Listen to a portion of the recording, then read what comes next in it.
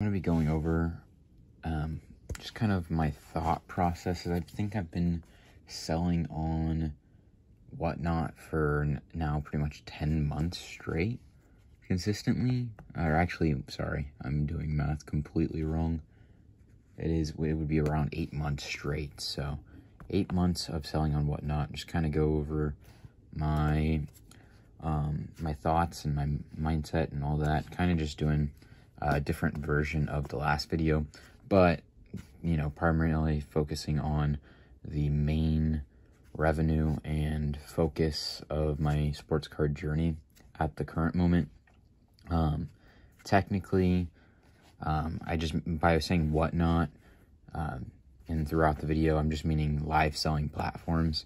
I think for me, I would be very willing to, you know, change where I am, especially if a business did reach out to me. Like there's other ones like Drip Shop Live or something like that, Drip Live. But then there's a couple others off the top of my head. I think Loop is one, Loupe, but different Whatnot or different live selling platforms. Currently, that's just where my heart lies. Is I don't like listing $2-3 cards on eBay or anything like that. It would take so much time. So we just had a stream. That stream was very, very good. It was really nice to offload. I literally sold a ton of 2020 rookies, a lot of big cards, or like, you know, somewhat bigger cards, especially when you're considering low end. And I did pretty much all footballs. One of my big goals and plans in the future is to actually go and expand out. So instead of just having a Wednesday at 6 p.m. PST stream, actually expanding out and going into baseball and basketball, just doing a separate day. Whoa, look at that. It's kind of a face reveal right there. I don't know. It's kind of a face reveal. What up, though? So, yeah. In the future, just kind of... just kind of switching out just because for me, sourcing wise, it's very, I don't know, for me to grasp the idea of selling 300 to 400 cards of just football cards each and every week, and that being my only source of income, it seems very difficult for me to actually try to source that quantity. Obviously, there's a lot of cards out there, but the big thing for me is the actual quality of my inventory and all that. So obviously, I guess technically it would just be me adding more and more cards I'd have to source. So I don't know, but I sold like 350 unique auctions, pretty much, for the most part. I'm pretty sure that was the final number. I might throw up an exact number up here. There was probably close to 375 cards, give or take, maybe 360, maybe 370, but in between 350 to 375 cards for sure. For me, I literally, it was a 5-second night, so I'm switching over to 5-second sudden death. So the auctions go so fast. Honestly, I ran through more cards, like probably like 50 cards by the time I would have been able to list about 5 to 10. That's just how, like, in an hour I had sold through 100 or so cards. And then by the time, if I was trying to list each and every one of those cards, let alone the time to sell them, you have to actually find someone to actually be willing to buy them at the price you list them for and all that. When, yeah, on Whatnot or on a live selling platform, you can just literally put it on a stand, run through them, and you sell I sold 350, 360, 375 cards in a single night in a 3.5 hour time period. Just rapid fire, 5-second sudden death auctions. Sometimes I switch to 10-second and then 10-second non-sudden death. But for the most part, it was 5-second sudden death. Literally, I'll just give an example. Get a better example. Maybe a better example. Okay, like this card.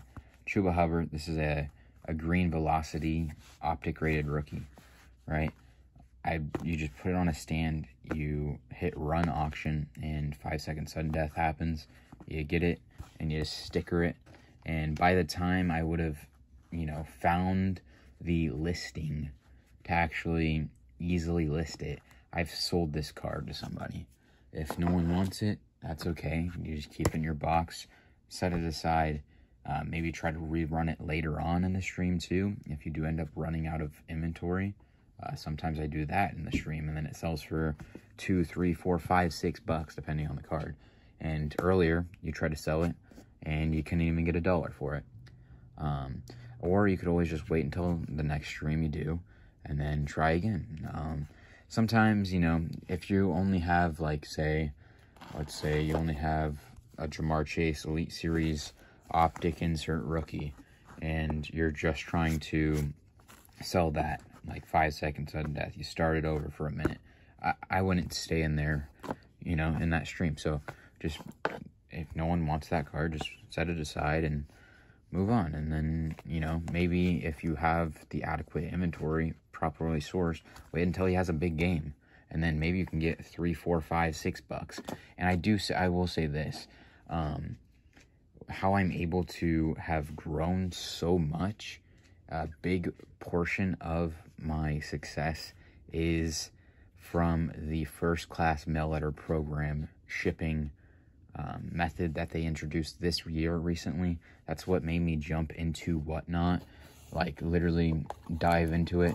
I didn't look back, and I'm really glad I took the leap, because right now is the time that I'm seeing the results and all that, and it's prime football season right now. Everyone, still has a chance to make the playoffs, and people are making their final calls on prospects to buy in football, and hopefully trying to get their respective final calls in for purchases that could do well come final decision time for playoffs and all that.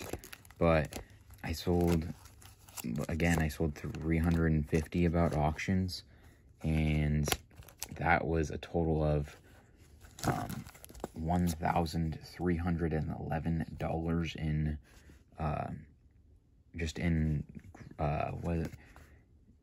in sales. So that's not including what Whatnot takes out and all that. So Whatnot will take out their cut and all that, and they'll take out some shipping. Sometimes you have to pay shipping, especially if you have max shipping enabled. So I have $5 max shipping enabled also. It's kind of more, attractive to buyers. Obviously, you might decide you just want to charge max ship or full shipping to buyers. Buyer pays all shipping. But to me, I think I spend maybe at maximum, I think I've spent maybe $25 on shipping a week, which, to the point where I think this last week I spent maybe $11 on shipping. Maybe not even. I think it was $10 and change. So, it kind of varies, and there was 4 buyers that pretty much took the majority of the inventory that I ran. They just pretty much, I had 4 boxes, mini boxes that I had acquired a long time ago and still using them, and they got 4 really nice boxes shipped out to them, just full of cards they wanted. And to me, by the time I was be able to, have them all sent out and all that, I would still be listing cards. If I list all those, I probably maybe would have sold through 10, 15. So for me, it just doesn't make any sense to list on eBay, especially for those certain particular cards.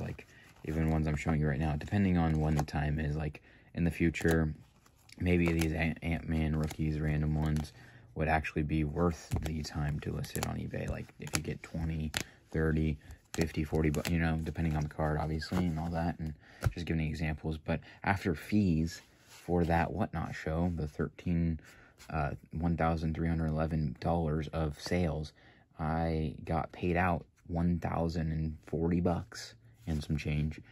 But, like, that is a 24-hour period. Just now I have that allotted time, 24 hours, that I can, you know, I see the gains and all that.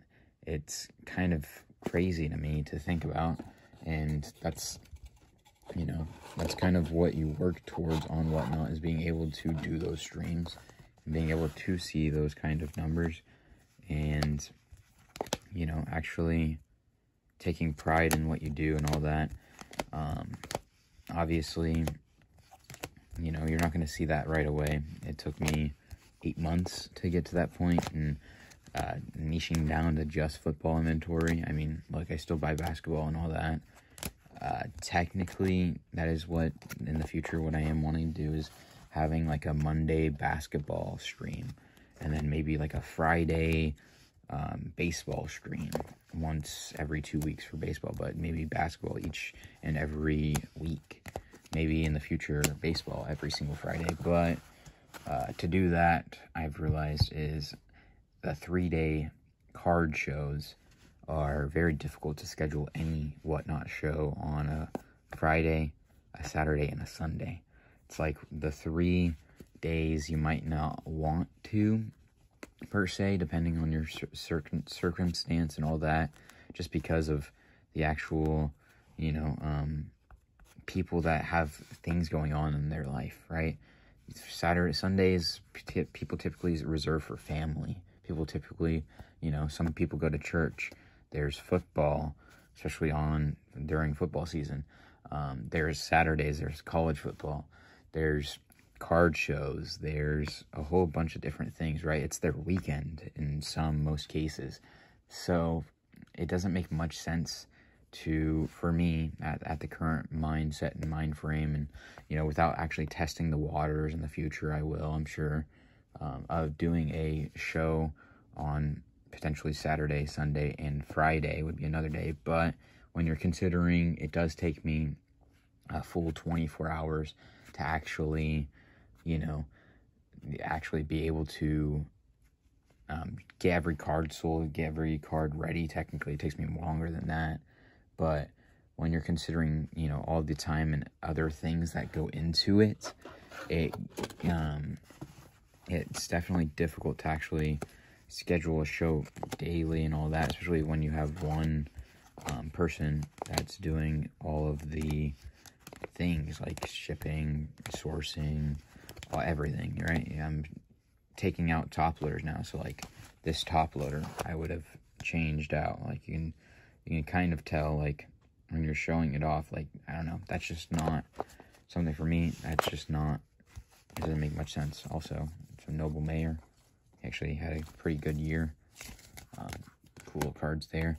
But yeah, so in the future, definitely looking to actually do that. And, you know, so when considering something like that, this is kind of what I'm doing right now, is compiling and stockpiling inventory for those events, for those future days, because then it's not an upfront cost to actually do it. And then it's like, okay, well, I'm kind of getting a rough baseline idea of what, you know, a stream like that would earn for me. With inventory I've already purchased, and that's sunk costs. It's not completely, you know, it's not completely a hit to the you know, funds if I'm purchasing all of these Ant-Man, LaMelo, Tyrese Maxey, you know, Tyrese Halliburton cards, and then deciding that's going to be my first stream. I don't know if that's what I'm going to do. I don't think that's my plan.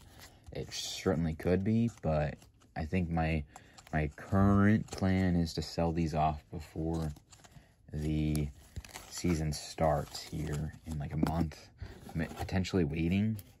But yeah, because I don't think I'll take on another stream day until after all of that. But again, like doing those 3 things, it also increases the actual buys I can do, while at the same time increasing the amount of knowledge and the amount of customers I can, reach and all that. So obviously I'm a little worried also in the aspect of Whatnot's algorithm. So technically, every single social media page and all that, or social media site, or, just anything in general with social media will have an algorithm. That's what the fancy kids call them, algorithms. So that's the thing that dictates your popularity, your success, your reach, all those certain metrics, that you see. Like I'm talking about like sales and revenue and view count and certain things like that, right? Followers, and actually the reach that this platform will give you. Because what if I then, instead of 300 cards, I don't think I'll do 300 cards for at least maybe till halfway next year, potentially sooner, maybe later, probably even into 2026, which is crazy to think about. We're already hitting that far into the future.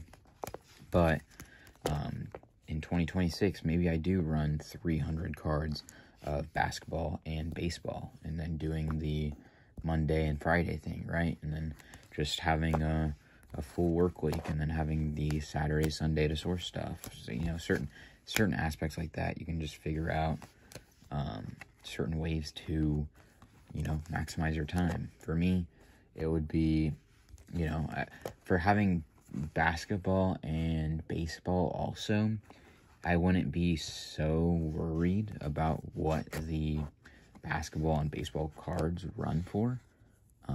It's kind of like, another thing, right?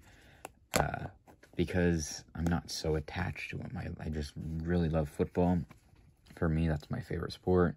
Baseball, I don't know much. That's something I need to also better myself on, is learning baseball, especially if I am gonna eventually do a stream on baseball. But I do pick up on some things, like Tariq Schoolboy is doing really well. He's actually got, or Noble Mayer is who I'm talking about here, but he's got some hype to him. Obviously, Shohei sells. I'm going to probably start an auction for that card in particular here. Probably tomorrow would be a good idea.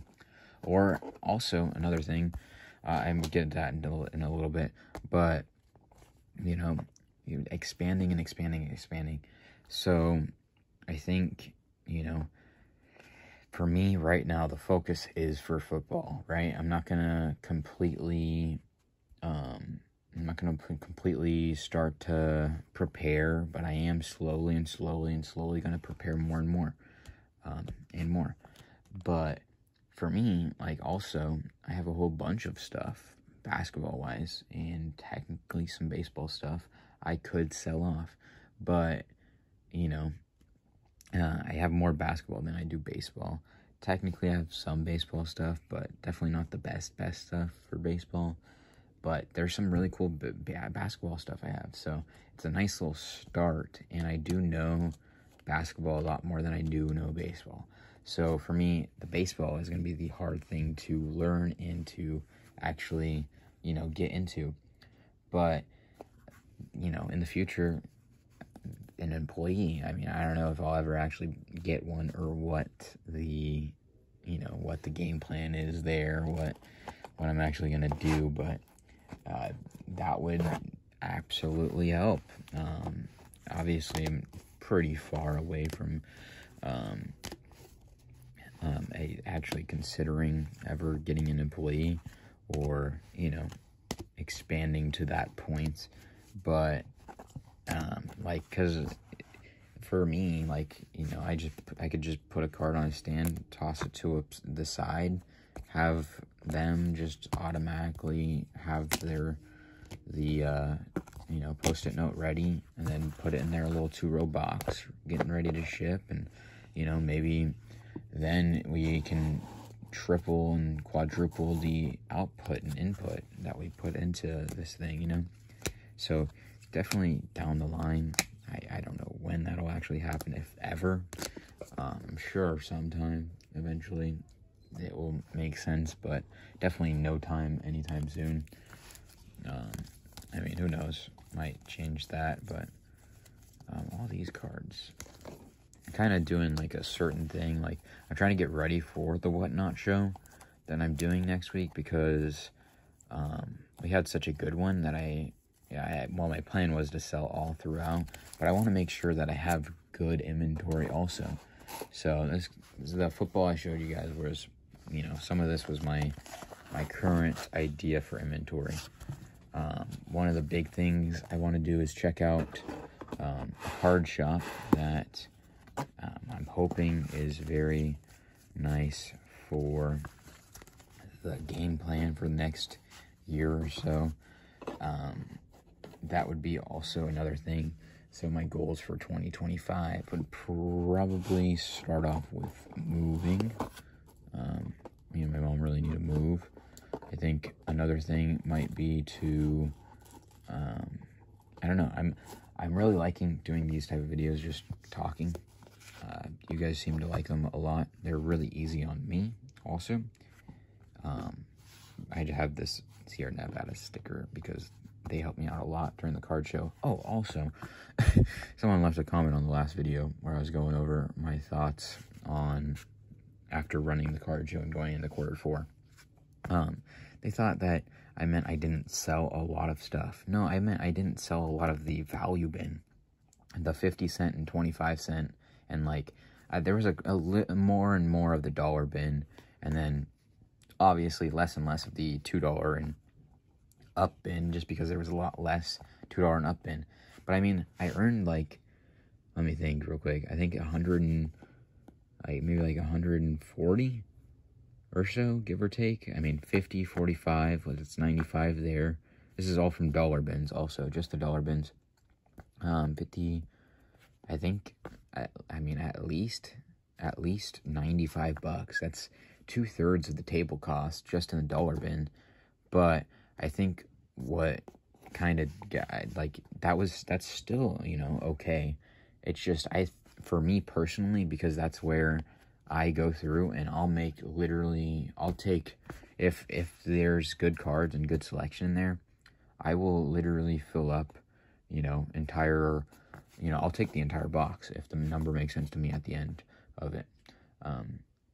Obviously, I'm not going to take, well, I have some, but I'm going to take up all these backup QBs, unless I'm paying pennies on the dollar. Some of these cards I even have from way back, like this Kenny Pickett. But there's like certain examples where, what I'm trying to get at later on, I'll try to remember that, but there's, like, for me, I would stack up, like, look at all these Ant-Man and Lamellos, right? Well, technically, because there was enough capabilities of doing that for the different big-name basketball rookies. Like, this is something you guys can't even see. Like, the amount, like, I still have some over here of just Ant-Man, LaMelo, Tyrese Maxey, and Halliburton. But all these are LaMelo, Ant-Man, Tyrese Maxey. Like, literally, there's at least 100 cards here. But for me, like, if I found $1 LaMelo, Ant-Man, and Tyrese Maxey at the card shop, or at the card show, or at card shops, I'm grabbing literally every single one.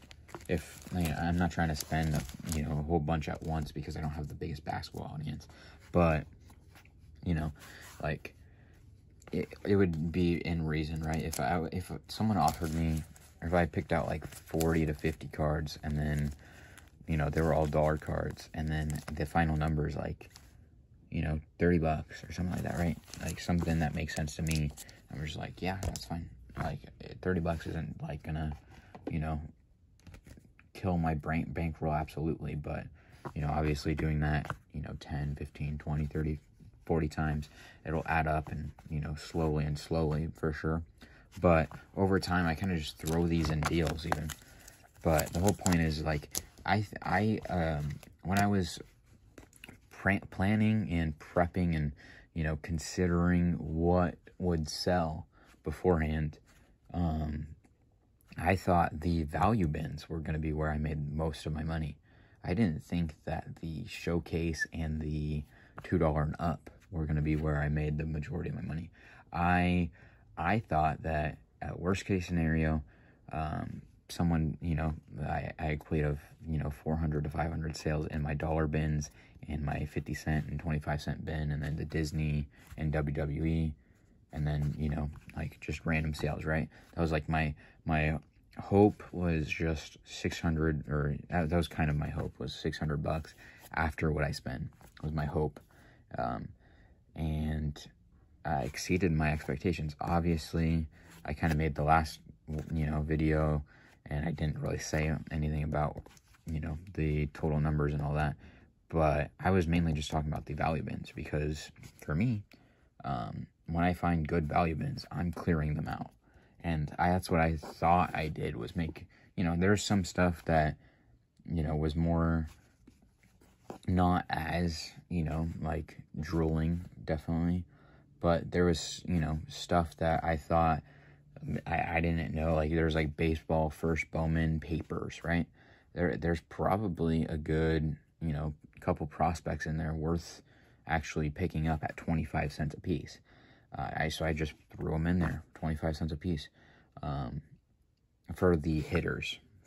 And I'm sure there's some pitchers. I even have pitchers on deck ready to go and put them in there for 10 cents a piece.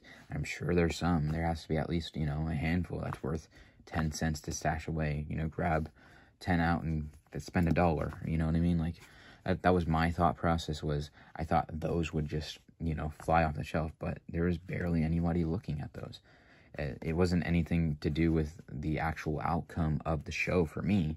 It was mainly just my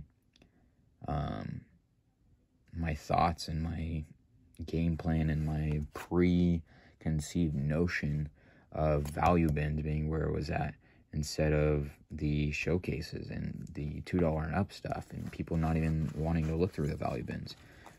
Just something I didn't expect. That was the point of what I said in the last video. But so also, so why I love selling on live selling platforms is because imagine if I posted these Kenny Pickets, right? If I posted these for like $2-3, something like that, right, on eBay. Let's just say, you're gonna net like maybe like $1.25, $1.50, something like that, right? Some dollar amount, right? But like, if I would have had these when he was first, like, I even bought these when he was relatively still, like, you know, like an actual buy. These two Kenny Pickets for sure. I mean, I don't know if these particular ones, but definitely other Kenny Pickets I have. But whole point is that I could have put this on a stand if he was hot. Like, I probably would have got $3, $4, $5. $2, $3, $4, $5, maybe one, maybe 50 cents. But the point is that it instantly sells. 5 seconds, don't gotta list it. 5 seconds, don't gotta list it. 5 seconds, don't gotta list it. 5 seconds, don't gotta list it, right? But look at this death pile. That now, if you try to sell for 5 seconds sudden death, you might get $1 or $2. If you're lucky, you get a 2. If you're lucky, you get a 1 in some cases.